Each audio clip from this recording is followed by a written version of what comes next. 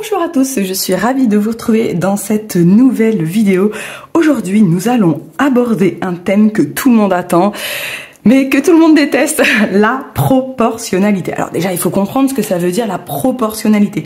Il y en a plein qui disent les proportionnalités. Alors non, c'est la proportionnalité parce qu'on parle de proportion. On va garder la proportion. Voilà. Et je pense que les gens confondent avec les probabilités, je pense. Mais ça n'est pas grave si vous dites les proportionnalités, mais sachez que c'est la proportionnalité. Dans quel cas et surtout dans quel problème utiliser la proportionnalité, j'en parlerai dans une prochaine vidéo parce que je suis à la fin du programme de 6e. Et oui, un an plus tard, je manque de temps, mais il faudrait vraiment que je m'affole un petit peu pour les autres niveaux quand même. Donc, dans quel cas on aborde la proportionnalité? Eh bien, c'est quand il y a deux unités dans un problème, que ce soit la même ou deux unités différentes. Là, je n'ai pas du tout mis les unités. Pareil, j'y reviendrai dans une prochaine vidéo. Qu'est-ce que les unités, qu'est-ce qu'on appelle les grandeurs, tout ça. Un peu du charabia technique, mais important parfois. Donc, la proportionnalité, on va parler de proportion. Donc, on va avoir deux méthodes ici pour montrer qu'un tableau est un tableau de proportionnalité. Et à la toute fin, je ferai un exemple d'un tableau qui n'est pas un tableau de proportionnalité, évidemment.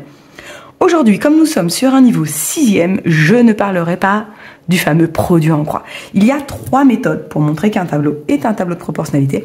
On apprend méthode 1 et méthode 2 on va dire en primaire, CM1, CM2 ou voire CM2 6e pour la méthode 2.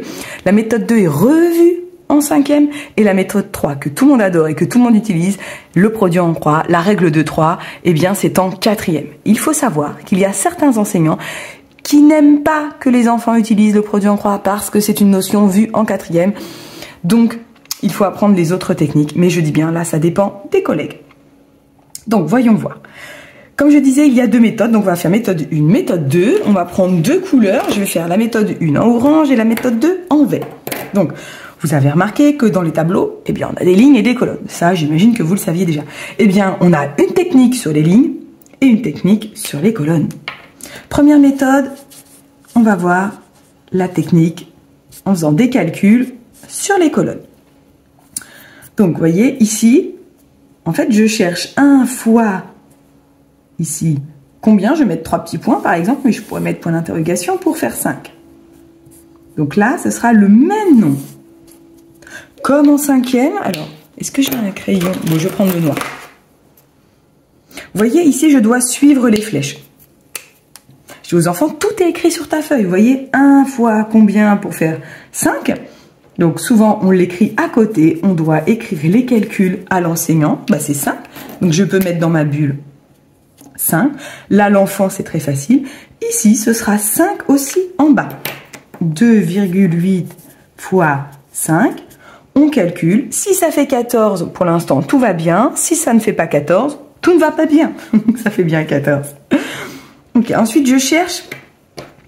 Donc, la colonne 2, elle a respecté, nous, ce qu'on appelle la proportion. Okay. Pour passer de 5 à 10, je n'ai le droit qu'aux multiplications et aux divisions. Attention, donc, fois combien égale 10, facile, c'est 2. Donc là, j'écris 5 fois 2 égale 10.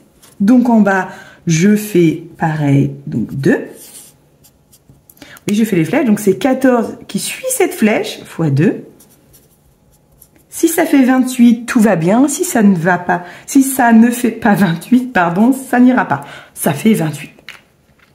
Donc pour l'instant, jusqu'ici, tout va bien. J'ai trouvé les bons résultats. Les proportions sont respectées. Nous allons voir la dernière colonne. Donc là, au choix, soit je repars de 10 fois quelque chose égale 20. Et là, c'est très facile. Je pense que les élèves repartiraient de cette colonne. Mais je pourrais très bien partir de la colonne 5, puisque 5 fois 4 égale 20. Ou de la première. Je peux tout à fait partir de la première pour chacune des colonnes. Là, je vais repartir de celle-ci. C'est encore 2, puisque 10 fois 2 égale 20. Donc en bas, de nouveau 2. Donc je dois écrire 10 fois 2 égale 20.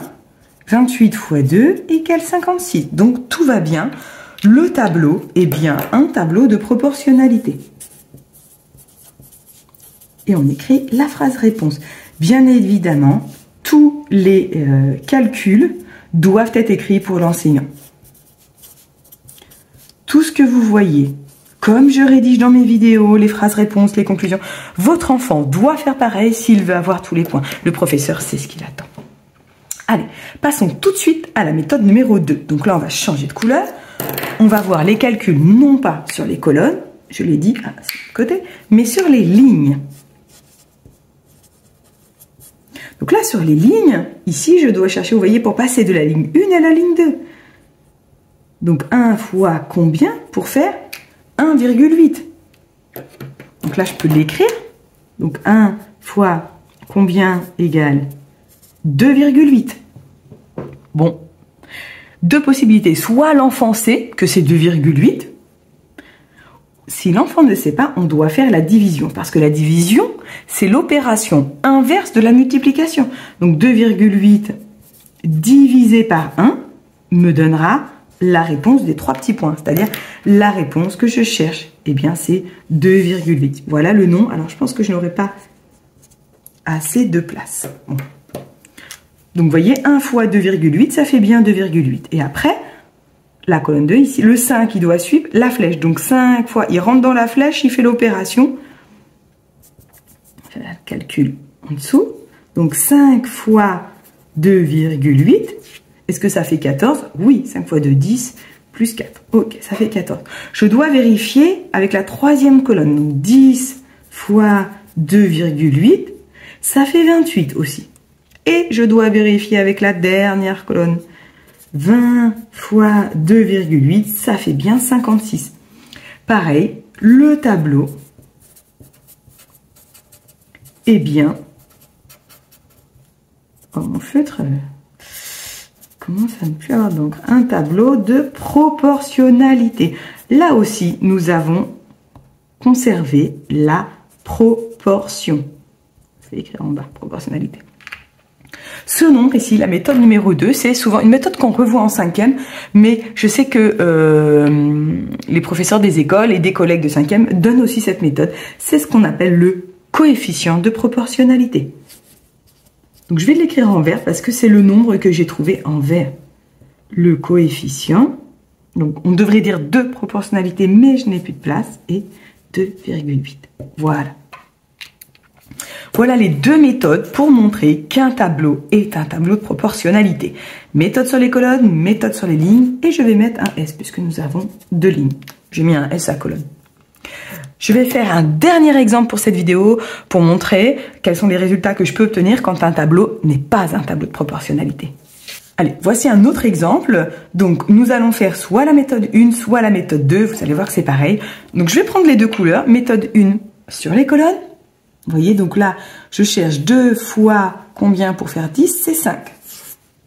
Et je mets bien au bout une flèche pour montrer que c'est 2 qui part, il passe dans la bulle x 5 et on obtient 10. Donc là, normalement, x 5. Ensuite, j'écris les calculs à côté. 2 fois 5 égale 10. 8 fois 5 égale 40. Bon, pour l'instant, tout va bien. De 10 à 100, oui, c'est facile. Je sais que c'est x 10. Donc en bas, je devrais faire x 10 aussi. Donc j'écris 10 fois 10 égale 100. Après, je prends le nombre du bas. 40 fois 10 égale 400. Ah, voilà le problème. Là, je peux écrire n'est pas égal à 300. Le tableau n'est donc pas un tableau de proportionnalité. C'est pas la peine de faire la dernière colonne. Ici, ça va pas du tout. Donc, on écrit le tableau n'est pas un tableau de proportionnalité. Et quand le prof il dit justifie tes réponses, voilà comment on justifie. Je donne d'abord les calculs, je dis pourquoi ici ça ne va pas. Je n'ai pas obtenu 300, j'ai obtenu 400 par les calculs, donc la proportion n'est pas respectée ici. Donc le tableau n'est pas un tableau de proportionnalité. Je vais faire la deuxième méthode. Alors, je n'aime pas faire les tableaux à la main, mais allez rapidement. Parce qu'on va utiliser la seconde méthode. Et là, oula, il faut laisser vos enfants faire. Laissez les enfants choisir entre la méthode 1 et la méthode 2. Parce que nous, les enseignants, peu nous importe en sixième. Donc là, on va faire sur les lignes. Donc 2 fois combien égale 8? C'est 4. Donc je vais devoir vérifier que pour chaque colonne, ça fonctionne bien. Donc 2 fois 4 égale 8. Oui, c'est ce que je suis partie de là. Ensuite, 10 fois 4 égale 40. Ah, ça fonctionne bien. 100 fois 4 égale 400. Et ça va pas. Ce n'est pas égal à 300. Même conclusion. Le tableau n'est pas un tableau de proportionnalité. On aurait dû obtenir 400 et pas 300.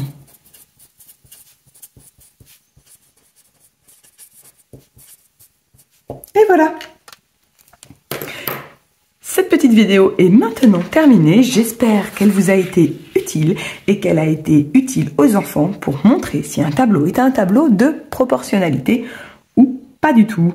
Voilà, surtout n'hésitez pas à leur dire de rédiger de telle façon et grâce à ça, ils deviendront le roi de la proportionnalité. Moi, je vous laisse et je vous retrouve dans une prochaine vidéo. Ciao, ciao!